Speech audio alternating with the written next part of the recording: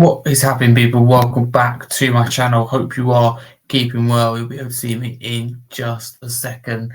So yeah, here's your match preview. It's Tottenham versus Brentford in the Premier League. It means so much to Brentford to get one over Thomas Frank. It means so much to Frank to make sure Brentford do not derail him and his Spurs side any further. Stay tuned to the end, because in this video I'll be giving my full match preview. What I mean by that is my thoughts, my score prediction, my predicted lineup, my preferred lineup if I was in charge, and my two combined 11s too. So we're covering everything and looking at the opposition Brentford. But without further ado, if you're new, please do like and subscribe. So firstly, Brentford, a tough opponent. I think they've done well so far this season under Keith Andrews. I think they've had a problem on the road, but they've been very good at home.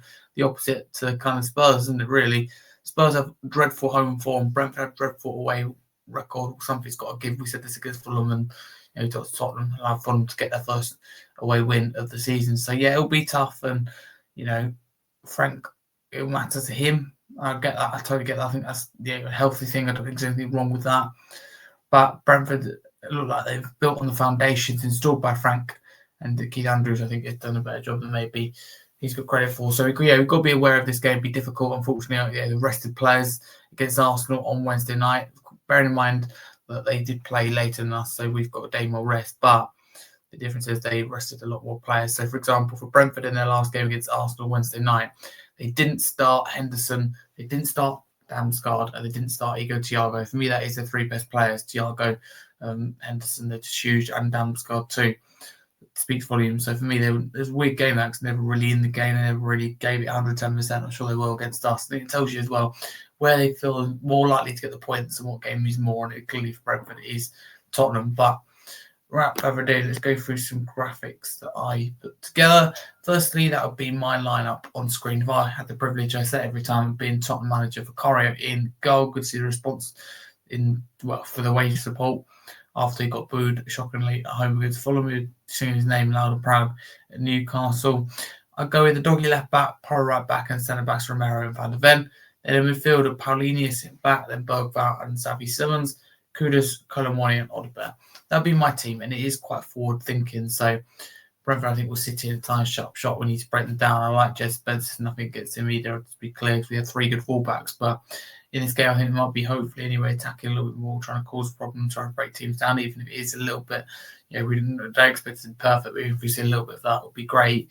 But I don't think that's it's possible to break a team down as easily when you've got Jed Spencer on the side. I think Jed Spencer is very good defensively, but I think especially Spencer on that left-hand side, as good as he is, there's more balance, put it that way, with the doggy on the left-hand side. So I like the look to the defence. Paulinho needs to protect, and Xavi Simons, I'll be bold and throw him in there, and also we'll keep Bergvall in there. Therefore, you should have a list. You should have a bit of creativity, a little bit of flair, which is exciting. Then Kudus and Odobert on the wings. It would be nice to see with Colomwani up top. One's been good, definitely number one striker at the moment for me. Kudus, we do rely on him too much. I mean, his performances weren't what they were at the start of the year, but we still rely on him a bit too much. And Colomwani looking good at the moment. We never fall in love with a lone player, but he is doing well. That'd be my lineup. But let's predict Frank then. So, for example, changes. I think Frank will do the same as what I would do in terms of Porro right back, a doggy left back, goalkeeper Vicario, Romero and Van der Ven as a centre backs. Here's where we disagree. I think Frank will go with, and he hasn't done as much recently, but I think he will go with Benson, Paulinho, which the fans won't like, but to compromise and keep the fans on side, I think he will start Xavi Simons and in that 10 role too. With Tell feeding on that left-hand side, Kudus on the right, and Colomwani up top. So I think Frank will go with. I just have a little feeling Tell hasn't been involved in the action much, but as you said there as well, we've got to. Well, as I said earlier, I should say that it's difficult because we've got not the squad of other teams, but there's still enough in there to rotate, and there are options in there. That's the thing. Who can we trust? Who's tried and trusted? But Brentford is a big game. We cannot underestimate the significance of it.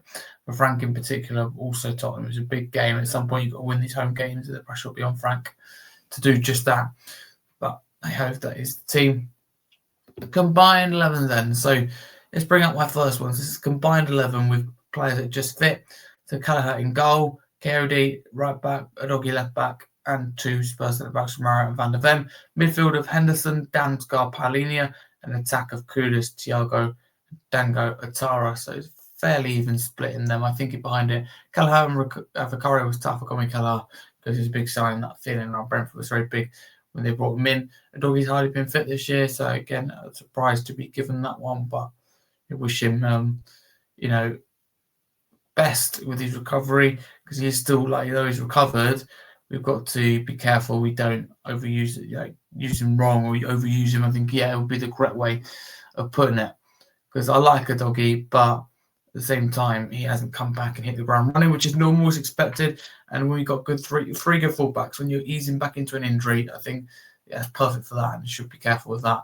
I think in terms of combined 11 then, so we've got a Doggy there, so we've got Callagher. Coyote for me gets it just about over par, over a really tough one. Coyote is just really important to Brentford, and 2 Spurs centre-backs there. Midfield then, John Henderson, I think, has been one of the signings of the Premier League season that isn't spoken about enough. He's just not just showing up shop, not just the aggression, not just the leadership, but it's the pick the pass as well. That guy had everything, or has had everything for Brentford this season. Paulina sitting just in front, and Damsgaard as well, the curator, will be very exciting. To see him in a combined team, he hasn't been there either way. Apparently, he's been a great signing for Tottenham. Mario Kudus on the right, I think he's better than what Brentford have to offer on that right. Thiago down the middle, I mean, he's obviously on fire, no surprise there, but I've gone with Dan Gartara down the middle, right and fit.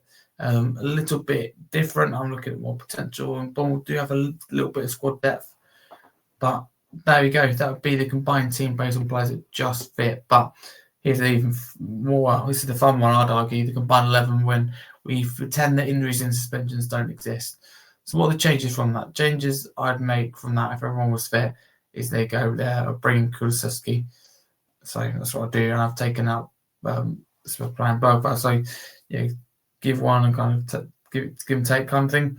Kulusevski's, I like Maddison, but I think Maddison could be key. I think Maddison could be more important to Kulusevski than Frank in the long run. But Maddison right now hot and cold, just coming from an injury, no need to rush. Whereas Kulusevski, I think, again, will take some time. Maybe Maddison will take a little bit longer to come back. It's difficult to know, and both players are going to take a while to get match fit and back into action. Probably not even again this season at their best anyway.